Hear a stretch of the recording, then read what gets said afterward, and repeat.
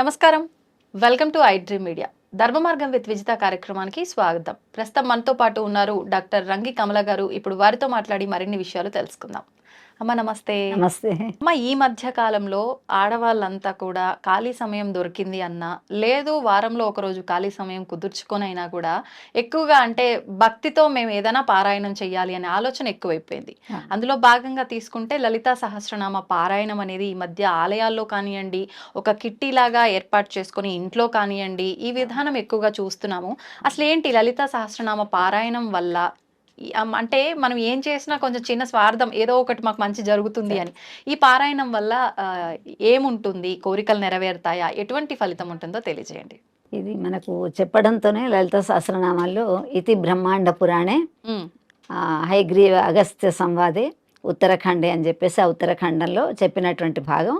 వాళ్ళిద్దరు సంవాదం చేసి దీనివల్ల లలితా సహస్రనామ రహస్యం ఇది గూఢంగా చెప్పుకునేటువంటిది, గురువు ముఖంగా చెప్పేది అని ఇంతకుముందు మా చిన్నప్పుడు చదవనిచ్చేవాళ్ళు కాదు. కానీ ఇప్పుడు మాత్రం ఎవరైనా చదవచ్చు, వృద్ధులు చదవచ్చు, పిల్లలు పెద్దలు అందరు చదవచ్చు అని చెప్పేసి అంటున్నారు. కలియుగంలో నామస్మరణం ఎప్పుడు, అందులో సంఘే శక్తి కలియుగం. ఒక్కళ్ళు వెళ్ళి మనం ఎవరింటికైనా వెళ్ళి తలుపు కొడితే వాళ్ళు తలుపు తీయరు. అందరు వెళ్ళి దెబ్బ కొట్టారనుకోండి, వాళ్ళు తొందరలు వేస్తారు ఎవరు వచ్చారు. భగవంతుడు కూడా అంతే, అమ్మవారి దగ్గరికి పోయి అందరు ఒక్కసారి చేస్తే అయ్యో వీళ్ళందరూ నా కోసం ఎందుకో పూజలు చేస్తున్నారు, నా కోసం నామ పారాయణం చేస్తున్నారు సంతోషపడుతుంది. అందుకని కొంతమంది ఆచార్యులు చెప్తున్నారు సంఖ్యాశక్తి కలియుగం కాబట్టి అందరూ కలిసి చేయండి, అందరూ కలిసి చేస్తే పుణ్యం ఇంకెక్కువ వస్తుంది అని చెప్పేసి చెప్తున్నాడు. అందుకని చెప్పేసి లలిత సహస్రనామాలు చేస్తున్నారు. అమ్మవారికి శ్రీమాత్రే నమః అని చెప్పేసి మొదలు పెట్టుకొని అమ్మవారిది సింధూర అరుణతో మొదలు పెడతారు. తర్వాత ఆ అమ్మవారి నామాలన్నీ చెప్తుంటే కంఠాద్యసి కటి పర్యంతం. అమ్మవారి శక్తి రూపిణి. శక్తి ఎక్కడ ఉంటుందంటే స్త్రీ, మిగతా వాళ్ళు సాష్టాంగ నమస్కారం మగవాళ్ళు పెడతారు, కానీ ఆడవాళ్ళు పెట్టడానికి వీలు లేదు, అవసరం లేదు వాళ్ళకు. ఎందుకంటే స్తన్యపానం ఇస్తుంది, పిల్లలను కనేటువంటి శక్తి తల్లికే ఉన్నది. అందుకని ఆమెకి ఇక్కడి నుండి కంఠాద్ది కటి పర్యంతం నడు వరకు అమ్మవారికి శక్తి ఉంటుంది అనమాట.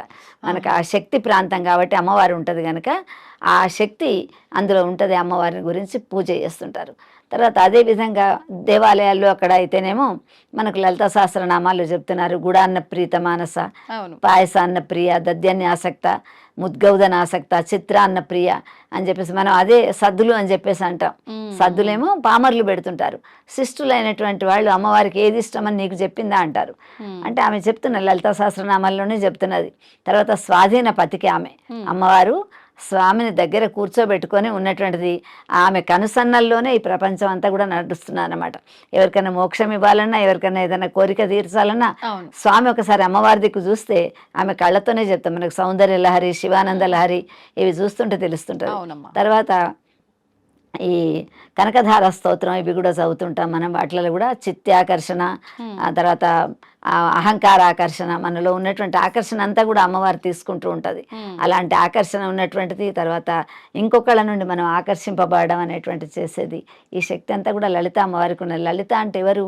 మహాకాళి, మహాలక్ష్మి, మహాసరస్వతి ముగ్గురు యొక్క రూపమే పరమేశ్వరి యొక్క రూపం అన్నమాట. అందుకని ఈ నవరాత్రులలో అమ్మవారు యుద్ధం చేస్తున్నా కూడా మొత్తం వాళ్ళకు ఉన్నటువంటి ఆయుధాలన్నీ కూడా లలితకి ఇచ్చివేస్తారు. ఇచ్చివేసి ఆమెతో యుద్ధం చేయమని చెప్తారు. ఎందుకంటే దాంతో నేను ఓడిపోతానా అని రాక్షసులు అంతే కదా, ఏం కావాలంటే మాకు మేము చావకుండా ఉండాలంటారు. ఆ చావు కూడా మనం హిరణ్యాక్షుడు, హిరణ్యకశిపుడు వాళ్ళని చూస్తున్నాం, అడుగుతుంటారు. అట్లానే ఆడవాళ్ళతో చేస్తానన్నా కోతులతో చేస్తానా అనుకుంటాడు రావణాసురుడు. కోతులతోనే యుద్ధం జరుగుతుంటుంది.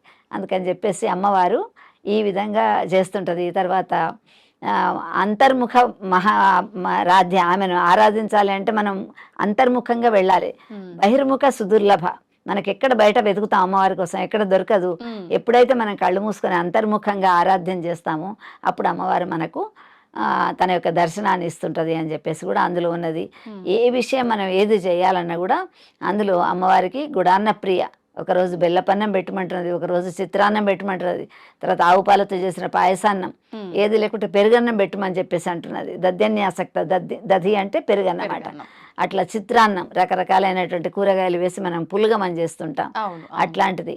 అందుకని కిచిడి, పులగం ఇట్లాంటివన్నీ కూడా అమ్మవారికి ఇష్టం అని చెప్పేసి చెప్తున్నది. హ్మ్. అదే అడుగుతుంటారు. అంటే మన శక్తి మేరకు మనకి ఇంట్లో ఉన్నటువంటి సమయంలో హ్మ్. మనం ఒక్కళ్ళం కూర్చొని చేసుకున్న ఆ వైబ్రేషన్స్ అన్నీ కూడా మనకి ఇంట్లో వాళ్ళకు ఆరోగ్యం, ఐశ్వర్యం ఇస్తది కాబట్టి మంచిదే. హ్మ్. తర్వాత అందరితో కలిసి ఒక్కొక్కళ్ళ ఇంట్లో పెట్టుకున్నారు అంటే, ఈ కాలంలో ఏంటిదంటే నగలు, చీరలు, బట్టలు వాళ్ళు కట్టుకునే, వాళ్ళు పెట్టుకునే అన్ని చూపెట్టుకోవాలని చెప్పేసి అవును. మునుపటి కాలంలో 8 మంది, 10 మంది పిల్లలు ఉండేది. వంటలు, వార్పులు, తిండ్లు, వచ్చిన వాళ్ళు, ఇదే పోయిన వాళ్ళు, సరిపోయేది. వాళ్ళకి టైం సరిపోయేది కాదు. అవును. కానీ ఇప్పుడు ఏందంటే ఈ ప్రాంతం వాళ్ళు అక్కడికి, ఆ ప్రాంతం వాళ్ళు ఇక్కడికి వస్తున్నారు కాబట్టి గ్రామాల్లో కూడా బాగా జరుగుతున్నాయి. హ్మ్. హ్మ్. తర్వాత దేవాలయాల్లో కూడా ఇంటింటికి లలిత అని చెప్పేసి కూడా మనం చెప్పుకున్నాం. ఒక్కొక్క అవును. ఇంట్లో ఒక్కొక్క రోజు ఇప్పుడు ఇంటింటికి భగవద్గీత చదువుతున్నాం. హ్మ్. అట్లానే లలిత చేసిన రోజు అందరికీ తాంబూలం ఇవ్వడం. ఆహా! మన ఇంటికి ఒక 10 మంది ముత్తైదువులు వచ్చారంటే పసుపు, తాంబూలం, కుంకుమ ఇవన్నీ ఇస్తున్నామంటే అమ్మవారు చాలా సంతోషపడతాయి. ఎందుకంటే లలిత చదవడానికి వచ్చినటువంటి వాళ్ళు, తాంబూలం తీసుకున్నటువంటి వాళ్ళందరూ కూడా హ్మ్. అమ్మవారి యొక్క స్వరూపం. అందుకని సువార్చన అర్చన ప్రీత, సువాసులైనటువంటి వాళ్ళు అర్చన చేస్తే నాకు చాలా ఇష్టం అని చెప్పేసి అమ్మవారు చెప్తున్నది. అందుకని సుహాసిని అర్చన ప్రీత అయినటువంటి అమ్మవారు హ్మ్. సువాసనలను మనం పూజ చేసి వాళ్ళకు మనం తాంబూలం అట్లాంటివి ఇస్తే ఆ! చాలా సంతోషం కాబట్టి ఈ లలిత సహస్రనామాలు చదవడం చాలా మంచిది. తర్వాత ప్రతిరోజు కూడా సాయం సమయంలో దీపం పెడుతున్నటువంటి సమయంలో మనం చదవకున్నా హ్మ్. అది ఇప్పుడు మనకు యూట్యూబ్లో వస్తున్నది. తర్వాత ప్రతిరోజు టీటీడీ వాళ్ళు అవును. పొద్దున విష్ణు సహస్రనామాలు, సాయంత్రం లలిత ఇస్తున్నారు. అది మనం వెళ్ళగానే పెట్టామనుకోండి ఇంట్లో వాళ్ళందరికీ కూడా వినికిడితో వస్తుంది వాళ్ళకు. మాకు చిన్నప్పుడు చదువు అంటే పిల్లలు ఇప్పుడు చదవరు, హ్మ్. వాళ్ళ చదువులే వాళ్ళకి ఎక్కువ ఉన్నాయి. కానీ మా అమ్మలో వాళ్ళ సమయంలో వాళ్ళు ఇళ్ళకుతూ, ముగ్గు వేస్తూ, వంట చేస్తూ విష్ణు సహస్రనామాలు అవి చదువుకుంటుంటే ఆ వినికిడితోనే మాకు నోటికి వస్తుండేది. ఇవి అమ్మ హ్మ్. చదువుతుండే కదా, మనం కూడా చదవాలి, మన పిల్లలకు వస్తాయి అని అంటే ఇంట్లో చెప్పేసి. పెద్దలు ఏ విధానం ఆచరిస్తే ఆ విధానం అదే అలవాటయిపోతుంది. సనాతన ధర్మం. హ్మ్. సనాతన అవునమ్మా. ధర్మం అంటే మనకు పాత కాలం నుండి పట్టుకొని ఇప్పుడు ఒక ప్లే గ్రౌండ్ నుండి వస్తున్నవాడు క్యాండిల్ పట్టుకొని వస్తాడు. అవును. వచ్చేసి ఈ ఊర్లో మనకిస్తాడు. ఇయంగానే ఈ క్యాండిల్ పట్టుకొని ఇంకొకడు పరిగెత్తుతూ ఉంటాడు. హ్మ్. అట్లా ఒకళ్ళ ద్వారా ఒకళ్ళకు రావడం, ఈ కట్టు, బొట్టు, జుట్టు ఇవన్నీ కూడా మనకు సనాతన ధర్మంలో వస్తున్నటువంటివి. హ్మ్. అదేవిధంగా పూజలు, పునస్కారాలు ఇలాంటివన్నీ కూడా ఏ దేశంలో కూడా మనకు లేవు. అవును. తర్వాత మన దేశం యొక్క గొప్పతనం ఏంటంటే మనకు ఈ దశావతారాలు మొత్తం కూడా రాముడు, కృష్ణుడు ఇక్కడ పుట్టి నడయాడి తిరిగినటువంటి ప్రదేశాలు. ప్రదేశం. అక్కడ కోట్లు, మిలియన్లు దొరకవచ్చు. కానీ అవును. నిన్నటి సత్యసాయి బాబా కూడా 180 దేశాల వాళ్ళు ఇక్కడికే వచ్చారు తప్ప ఆయన ఏ దేశం వెళ్ళలేదు. అవును. కానీ ఇప్పుడు సముద్రాలు దాటాలి, అక్కడ పిల్లలకు చెప్పాలి హనుమాన్ చాలీస, భగవద్గీత, లలిత. వేరే విదేశాలలో కూడా నేను చూశాను. హ్మ్. వాళ్ళు కూడా పార్టీ అని చెప్పేసి గట్టి పార్టీ అని పెట్టుకొని ఆ పార్టీ కంటే ముందు వాళ్ళందరూ కూర్చొని లలిత ఒకసారి చదివి తాంబూలం ఇచ్చుకొని వాళ్ళ బర్త్డేనో, మ్యారేజ్ డేనో రిటర్న్ గిఫ్ట్స్, హ్మ్. రకరకాల రిటర్న్ గిఫ్ట్స్ కూడా దొరుకుతున్నాయి. అవును. అవి ఇచ్చేసి నలుగురు కలుసుకొని ఎలాగూ పార్టీ చేసుకుంటున్నాం, హ్మ్. కేవలం వండుకొని తినడమే కాకుండా అమ్మవారిని కూడా స్మరించుకుంటే మనకు సౌభాగ్యం, సంతానం బాగుంటుంది అని చెప్పేసి చేసుకుంటున్నారు. హ్మ్. అందుకని లలితా సహస్రనామాలు పూర్వకాలం వాళ్ళే గురుముఖంగా చదవాలి, గురుముఖంగానే మనం తీసుకోవాలని లేదు.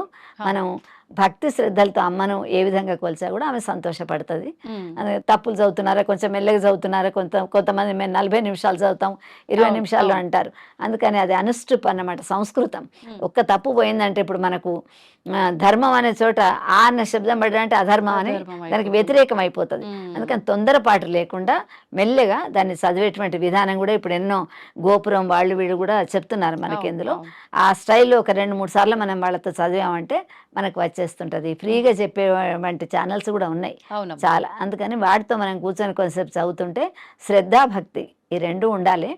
ఆ లలిత బుక్ పట్టుకొని మనం చదువుతూ ఉంటే దాంట్లో ఉన్న దోషాలు కూడా తెలుస్తాయి. హ్మ్. కొన్ని పుస్తకాలు కూడా ప్రింటెడ్ దోషాలు ఉంటున్నాయి. వాటిని కూడా మనం పెన్సిల్‌తో అక్కడ రాసి పెట్టుకుంటే దోషం లేకుండా చదవాలి.